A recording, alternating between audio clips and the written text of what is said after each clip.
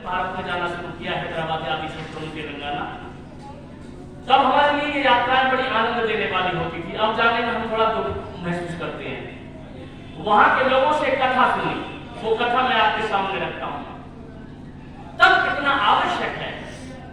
दक्षिण भारत के बड़े उच्च कोटि के संत हुए जिनका नाम था दादू भक्त। दादू भक्त अपनी साधुता सरलता के लिए, मनुष्यता के लिए शुरू कर प्रसिद्ध थे। और दादू भक्त की कुटिया एक शहर के किनारे के जंगल में हुआ करती थी। पवित्र आत्माओं, कुटिया पर आप जैसे कितने 20 लोग दादू भक्त के चरणों में बैठकर उनके द्वारा वेदांत का पान किया करते थे, अपनी शंकाओं का समाधान किया करते थे। जन सामान्य से उठकर के ये चर्चा शहर के कोतवाल साहब के कानों में गई और कोतवाल साहब ने विचार किया कि मेरे शहर के लोग दादू भक्त के उपदेश से उपकृत होते हैं, तो क्यों ना मैं अपने जीवन के मार्ग को प्रशस्त करने के लिए उनके चरणों में बैठकर उनके प्रवचनों का श्रवण करूं। तो एक दिन विचार दृढ़ किया, अपनी वही पोशाक पहनी जो होती है उनकी वेशभूषा, और अपने अस्त्र शस्त्र सुसज्जित किए अपने शरीर पर, घोड़े पर आरूढ़ होकर के शहर के कोतवाल चल दिए उस जंगल की ओर से। जंगल में दादू भक्त का आश्रम हुआ करता था। पवित्र आत्मा पगडंडियों से घोड़ा जा रहा था।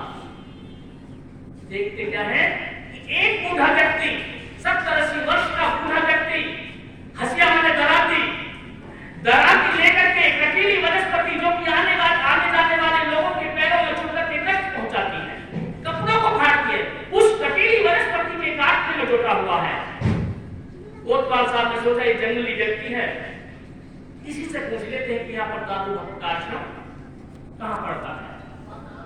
रास खींची, घोड़ा रुका और बूढ़े व्यक्ति को बोलते हैं, कोतवाल साहब, अरे बुढ़े, आप समझते इस भाषा को? बुढ़े, यहां दादू भक्त का आश्रम कहां है? यह प्रश्न इस बूढ़े व्यक्ति ने कुछ नहीं समझा, सभ्य नहीं समझा, इसलिए इसका उत्तर देना भी उसने आवश्यक नहीं समझा। अब कोतवाल साहब ने दोबारा कहा, हो सकता है कि बहरा हो, अरे बुढ़े, यहां पर दादू भक्त का आश्रम कहां है? अब असभ्यता तो थी ही, लेकिन अब दंभ भी था। इस बूढ़े व्यक्ति ने फिर भी उत्तर देना उचित नहीं समझा। अब आप समझते हैं ड्रेस का भाव अलग होता है। घोड़ा थोड़ा टहला करके और उस बूढ़े व्यक्ति के पास सटाया और रकाब में से पैर निकाला और जोरदार एक ठोकर मारी। कमबख्त जवाब तक नहीं देता है, लेकिन बूढ़ा व्यक्ति पता नहीं किस माटी का बना था। 2 बार के अपशब्द सुन करके नहीं बोला और तीसरे बार सर में ठोकर खा करके भी कुछ वेद की युक्तियां हम असली से माना हो। हे परमपिता परमात्मा, हम इतने सहनशील हों कि शत्रु भी पराजित हो जाए। दादू भक्त कुछ नहीं बोले, वो तपती मूर्ति, कुछ नहीं बोला वो बूढ़ा व्यक्ति। झल्ला करके कोतवाल साहब ने घोड़ा बढ़ा दिया। घोड़ा आगे लौट रहा था। 10-20 लोगों का समूह शहर की ओर वापस लौट रहा था। दौड़ा करके घोड़ा कोतवाल साहब ने वहां पहुंचाया कि मैं इन लोगों से पूछूंगा कि दादू भक्त का आश्रम यहां कहां पड़ता है। अरे लोगों ठहरो। लोगों ने देखा ये तो हमारे सुरक्षा अधिकारी हैं। तुरंत सबके हाथ ऊपर हो गए। कोतवाल साहब ने बताया क्या सेवा है? अरे सेवा क्या, इस जंगल में दादू भक्त का आश्रम कहां है? जी हम दादू भक्त के प्रवचन को सुन करके ही वापस आ रहे हैं और जहां आपने मिनट 2 मिनट के लिए घोड़ा रोका था, हम देख रहे थे, वहां पर दराती लेकर के कटीली वनस्पति के काटने में जो एक बूढ़े व्यक्ति के रूप में जो जुटे हुए थे, वही दादू भक्त हैं। कोतवाल साहब का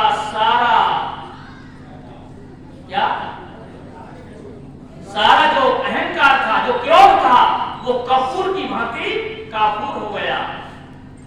जिस व्यक्ति को गुरु रूप में वरण करने आया था, जिस व्यक्ति के पावन प्रवचनों से अपने परलोक का मार्ग प्रशस्त करने के लिए आया था, जिस व्यक्ति के चरणों में बैठ करके अपनी आत्मा का कल्याण करना था, उस व्यक्ति को न केवल अपशब्द बोले, एक ठोकर भी मार दी।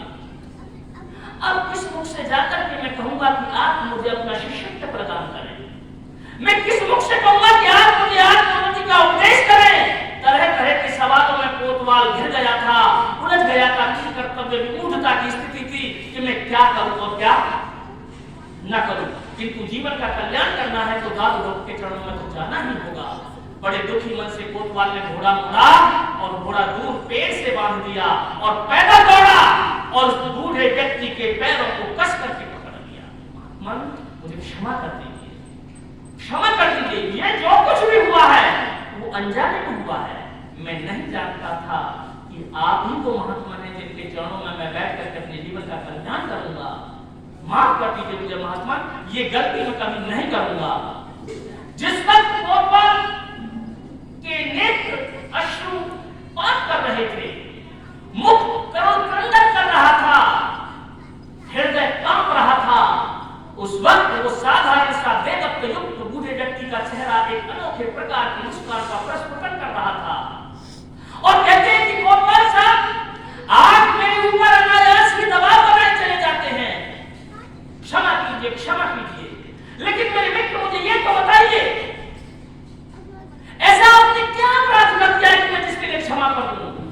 आश्चर्यचकित कोतवाल बोलता है, आप नहीं जानते मुनिवर, मैं वही कोतवाल हूं जो अभी आपको अपशब्द बोल करके गया हूं।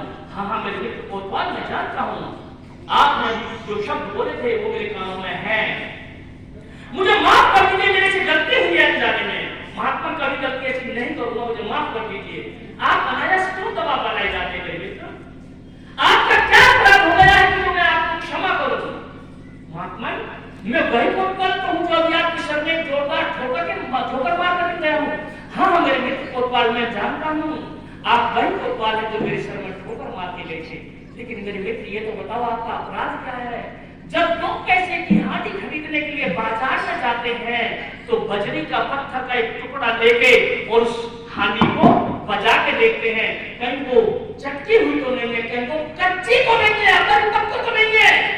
जब आप एक व्यक्ति को गुरु रूप में वरण करने आए थे और उस व्यक्ति को यदि आपने ठोक पीकर बजा करके देख लिया तो इसमें आपने अपराध क्या कर दिया? समझ रहे आप? ये है सबका परिणाम। आज छोटी छोटी बात पर भाई भाई का दुश्मन, बोलो, आज भाई भाई का कत्ल कर रहा है और पुत्र पिता का कत्ल कर रहा है और पिता पुत्र का, पति पत्नी का कत्ल कर रहा है। रोहित शेखर नारायण तिवारी के बेटे का कत्ल किसने किया था पता हो तो? अपारे जगह उसने किया था, पत्नी ने रात को 1 बजे मारा था। कितना बड़ा घराना, चीफ मिनिस्टर, गवर्नर, राज्यपाल रहे और उस घर के बेटे का कत्ल उसकी पत्नी कर दे तो हमारे पतन की कोई हद है? और ध्यान रहे,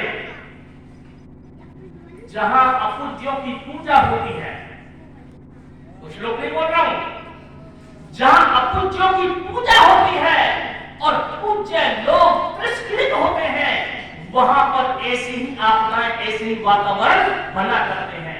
पवित्र आत्माओं, हम महर्षि स्वामी दयानंद सरस्वती की ये 200वीं पुण्यतिथि मना रहे हैं।